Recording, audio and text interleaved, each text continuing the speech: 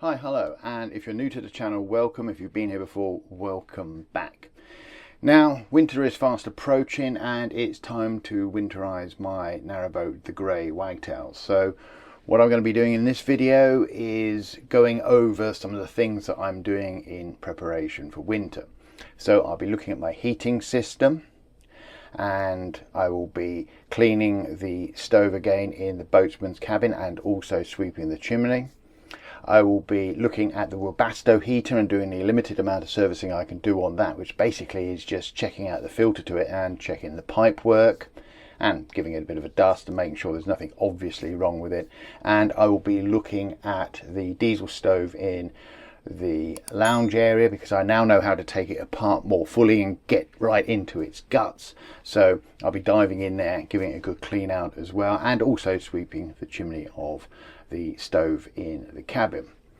I'll also be checking safety features again. I'll be looking at the carbon monoxide detector, the smoke detector, the gas detector, and making sure they're okay. And I will be going around having a look at the fire extinguishers. And I've got one important check with the fire extinguishers which I didn't do in the spring, which I will be doing in this video, so stick around for that.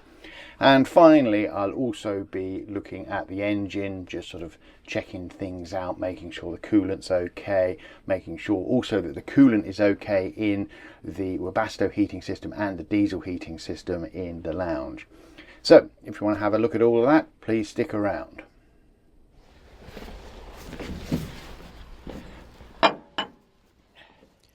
First thing to do was to clean the chimney for the diesel stove in the lounge area. Now, I found this large brush underneath the floor in the boatsman's cabin, and I knew what it was for, and that's what I'm using it for. Strangely, cleaning this chimney was tougher than I thought. It was tough getting that brush out of there, and it also took me back to when I was a kid. I remember when I was a child, the chimney sweep coming around to the house, putting sheets over everything and putting a large brush up the chimney to clear it all out. Strangely satisfying. Anyway, I gave it a good brush. A lot of carbon came out all over the roof, and a lot of carbon went down into the stove in the cabin below. So, chimney cleaned.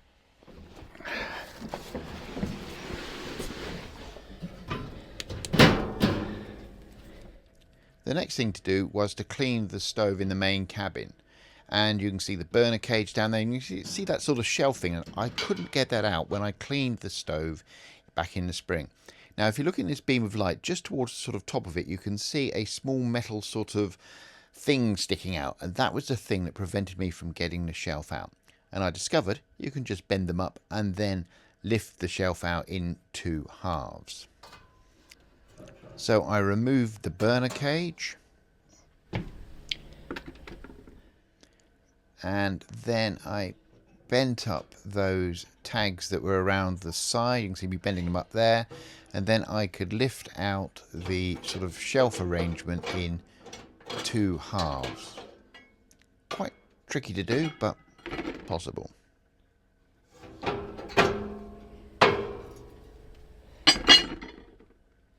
With that removed, I could then remove this sort of metal hoop further down in the stove.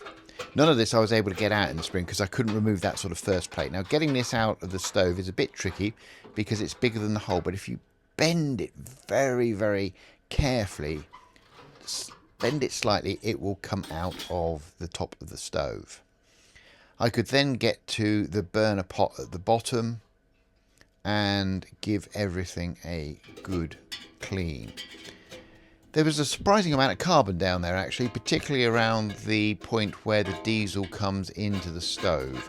So I was particularly careful and took particular care in cleaning that area, got all the carbon out of the way.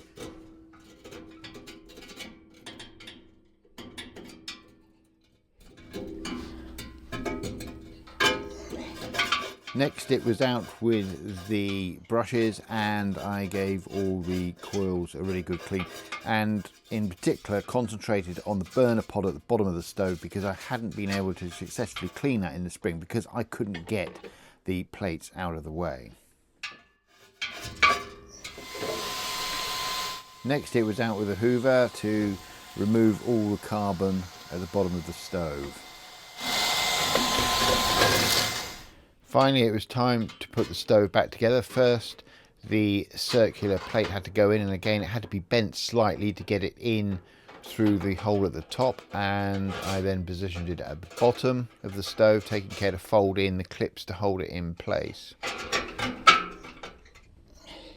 Next, I added in the cleaned burner cage, and then added back in the cleaned shelf thing. I'm sure it's got a proper official name, but I'm just calling it the shelf thing that's in the stove. I had to make sure that I got this in the right way up, so it should be with the ridges up and the flat side down.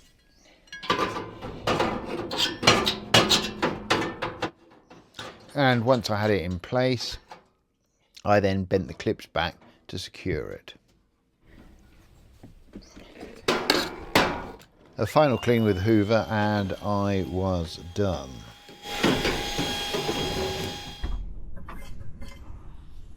I also checked the header tank on the diesel heater to make sure it had sufficient coolant for the radiators, and I checked the antifreeze in it to make sure it still had sufficient levels.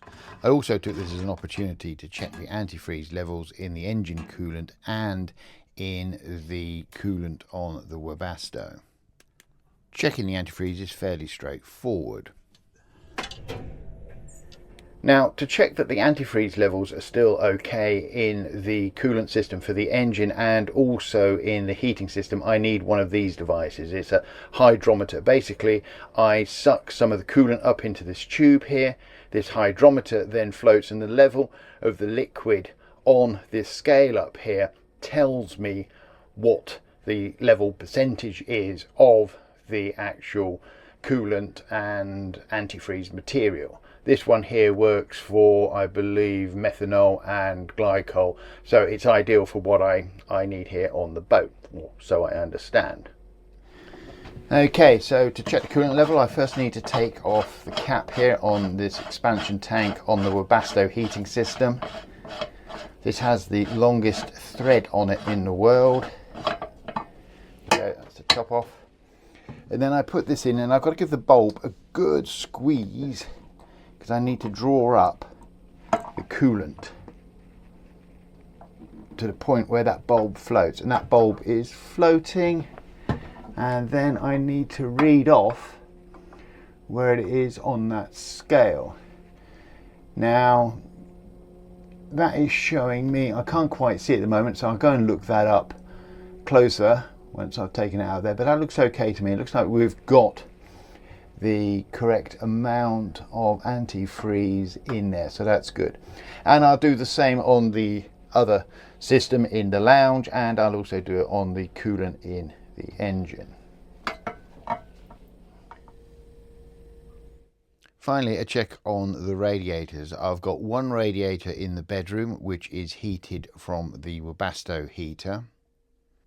I have another radiator in the bathroom. Again, this one is heated by the Webasto.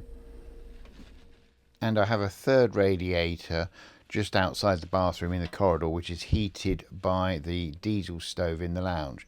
For all the radiators, I just checked that there are no obvious leaks or signs of damage or rust, and then bled them just as you would do in a house, just to make sure that there was no air trapped in the top of the radiator.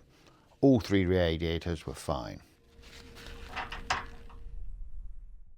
And whilst it's almost impossible to see in this shot, I also checked the piping on the water supply from the main water tank into the kitchen, underneath the kitchen sink, and also the sink in the bathroom and the shower. And everything looked fine. The next thing to do was to check the fuel filter in the fuel supply regulator. Now, I made sure all the diesel was turned off. I made sure it was turned off at the stopcock at the back of the boat, and also at the stopcock on the side of the boat, which you can just see to the right of where I'm working. The filter is in the bottom of the regulator, and you just have to remove two small screws from a metal plate and then remove a gasket that is behind the plate.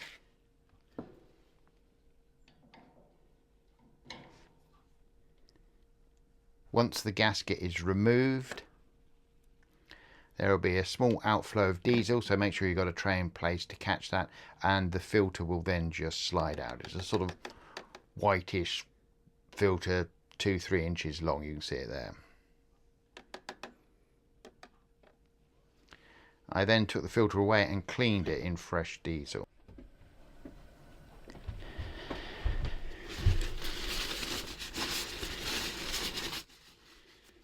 I cleaned the filter area.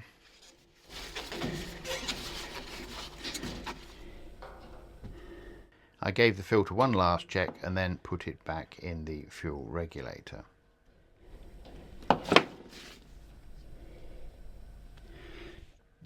I then reversed the disassembly procedure. I put the gasket back, returned the metal plate in position and screwed it in place.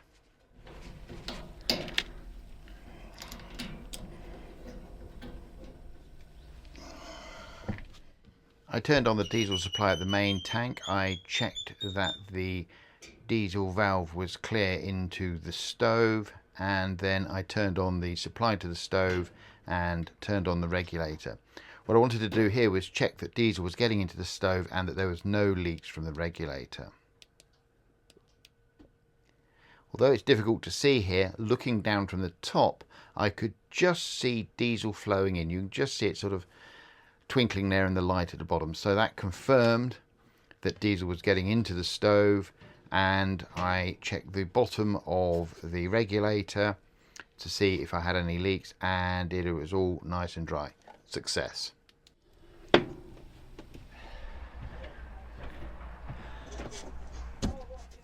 Next up, the stove in the boatsman's cabin. As usual, I struggled to get the cap off the chimney, and I just pushed that brush down there. I was quite alarmed and surprised at the amount of rust that came out, along with quite a bit of soot. Anyway, I gave it a good 2 or 3 or more cleans.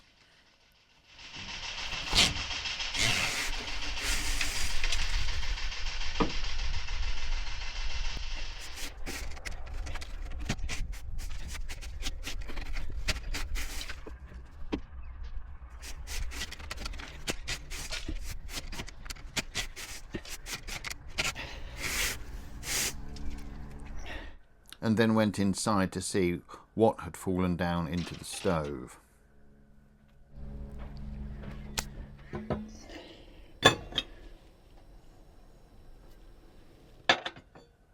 When I opened up the stove, I was shocked at just how much rust and soot had fallen into the stove. It took me quite some time to get it all cleaned out.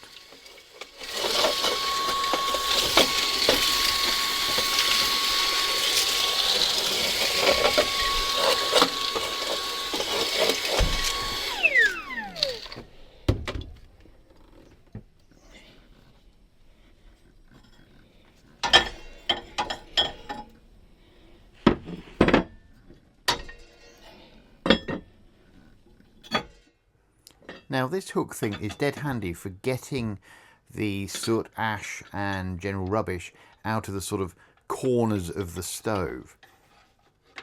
Now I don't know if this is a standard piece of stove kit, but it's dead handy. It really gets into the corners of the stove and gets all the rust and soot and ash out of the way. Having finished the Boatsman stove, the next thing to check was the Webasto diesel heater. So with the Webasto heater, there's not a lot I can actually do. All I can really do is sort of check that the pipework looks okay and the cabling looks okay. I've checked the antifreeze in the coolant system and made sure the coolant system's topped up. I've checked the radiators. The only thing left to do is check the fuel filter, which I can find in the back cabin. It's sort of below the step, and give that a clean. So that's about it for the Webasto. There's not a lot else I can really do. Okay, so this is the fuel filter to the Webasto. First thing I need to do is actually turn off a tap at the top to make sure it's not getting any fuel. So turn that off.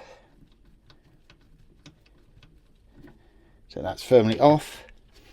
Now The cup here has got a load of diesel in it, so I need to have a container handy, and as I unscrew that, the diesel should come out. Obviously I don't want to get it into the bilge, so gently unscrewing it. It's on here hand tight. Another long thread, there we go, diesel dribbling out now. Incredibly long thread on these, there we go, and that's it fully out. Okay, so there is the filter off, well, the cup of the filter off, and the filter still sitting inside, so I now need to take that out, inspect it and give it a clean. Okay, so that is the filter now off, and all I need to do now is inspect it and give it a bit of a clean. Actually, that filter is looking quite clean. There's a little bit of rubbish in the bottom of the cup here. I don't know if you can, I doubt if you can see that, but there is some rubbish in there, which is quite a good sign. Now, according to the instructions, I've got to be very careful of an O-ring filter in here. So let's just pour out this diesel. Oh yeah, so there's a little O-ring down the bottom here that you've got to be careful you don't lose, along with the O-ring on the top. So that's the filter out. Filter looks okay. Yep, no problems there. I'd say a bit of rubbish in the bottom of there, some black sort of stuff. A bit disappointing, don't know what that is, but hey ho.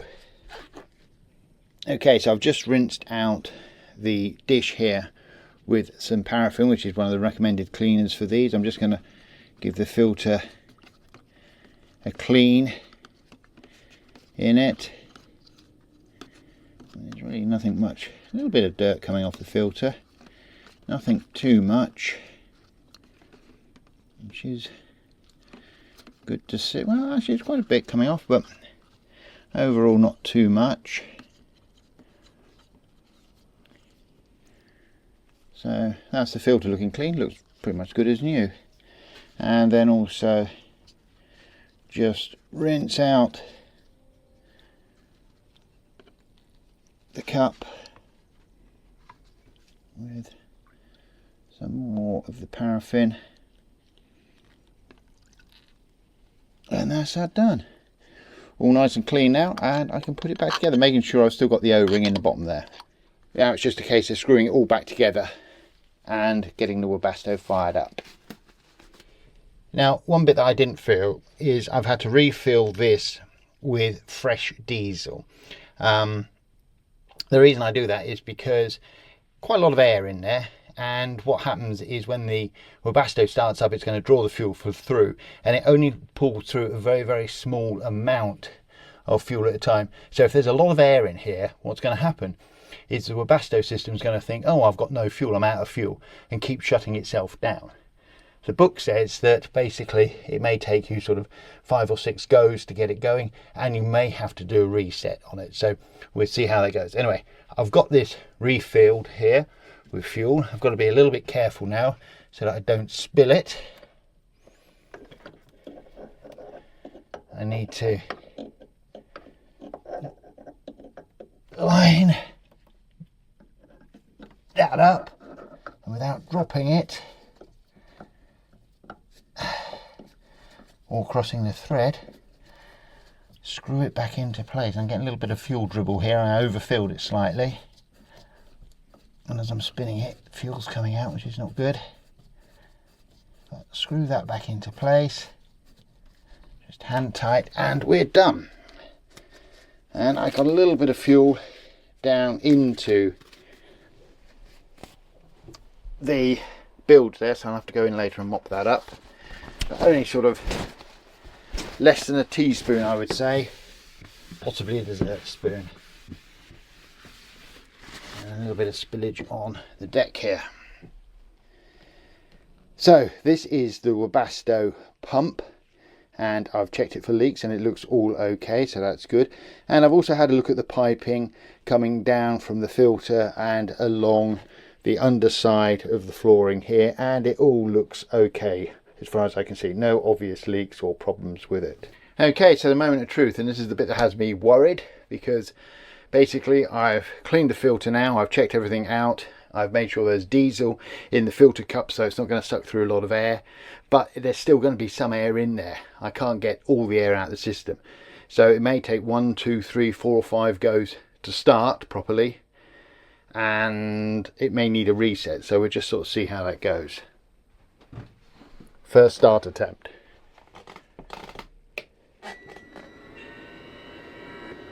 Well, that's a good sign, it started up.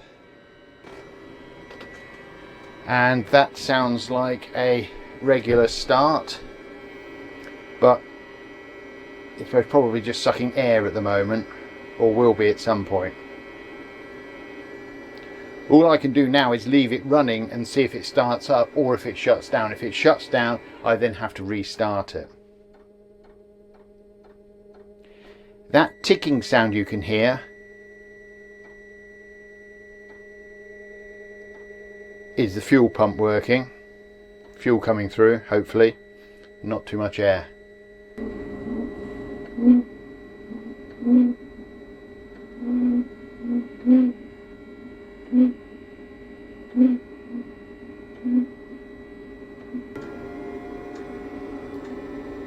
That sounds good.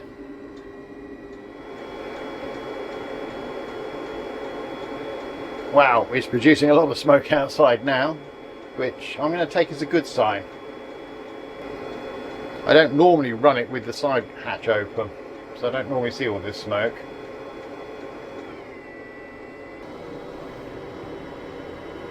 Okay, that sudden change in the sound of the pump, well, the sound of the Webasto, the stopping of the pump, could be a problem. Could mean that it's just sucked in a load of air and it's going to shut itself down. Yep, sounds like it's shutting itself down because it sucked in air through the filter.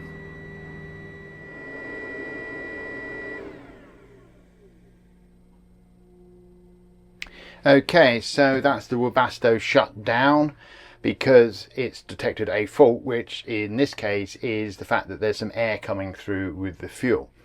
And all I have to do now is restart it, and it'll go through another startup cycle and repeat the process. So to restart it, I just turn it off, give it a little while, and turn it back on again. So this is the second restart. Okay, so this is on the second restart, and I think it's back up working. Normally there wasn't clouds of smoke this time, which I've taken as a good sign, and the radiator in the bedroom is getting decidedly hot to the touch, which is another good sign. So I think I have successfully cleaned the filter and put it all back together and everything's working. So I'm going to call that a tip done on the Webasto for the winter. Okay, so on to my safety checks. First thing to check is the smoke detector. Is that still working? Next, carbon monoxide.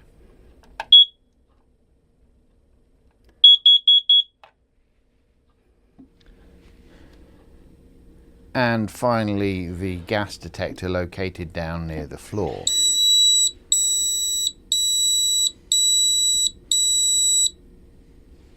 Now, with the fire extinguishers, what I said in the spring cleaning video was that I sort of check the condition of them, which I'm doing now, and making sure that this little dial here, I don't know if you can see it, is in the green section. The one thing I didn't check was whether or not this little dial was working, and somebody pointed that out in the comments, so thanks very much for that. And what I've got to do, and I don't know if you can see it, is there's a little hole here, and I need to put something in there to press to see if that needle still moves, because it could be showing me that this fire extinguisher is okay, but the meter's broken, the meter's got stuck. That little dial, you know, needle isn't moving. Now, what I've found is that my very small little Allen key, isn't that cute? Shouldn't have been taken away from its mother. Fits in there perfectly, and I don't know if you'll be able to see this, but when I put that in there and press gently, that needle goes down. So let's see if I can show you that. put that in there, press gently. Can you see how that needle goes down? So the fact that that needle is going down tells me that that meter is working, that little gauge is working, and as that gauge is working, I can then sort of say, right, okay, the fire extinguisher, it's in the green zone, so it's good to go. So I've done that on all the fire extinguishers on the boat, all 3 of them, and they are all fine and good. My last 2 winter checks were outside the boat, and that was just to check my electricity supply. I checked it at the plug-in point and checked the cable all the way down the boat, looking for cracks and damage and possibly anywhere where water could get in or cause me a problem. And everything looked okay. Everything was fine.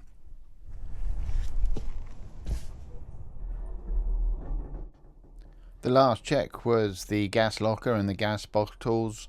Again, looking for obvious signs of a leak or cracked tubes or any problems, and everything in there seemed good, so great.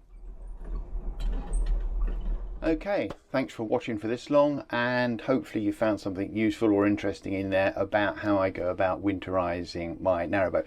Now, if I've got anything wrong or if there's anything I've missed, please let me know in the comments below the video, because, you know, I want to make sure that the boat is okay for the coming winter months, just in case we get a cold one. Hopefully we get a wet one so that the canals and the reservoirs and everything refill.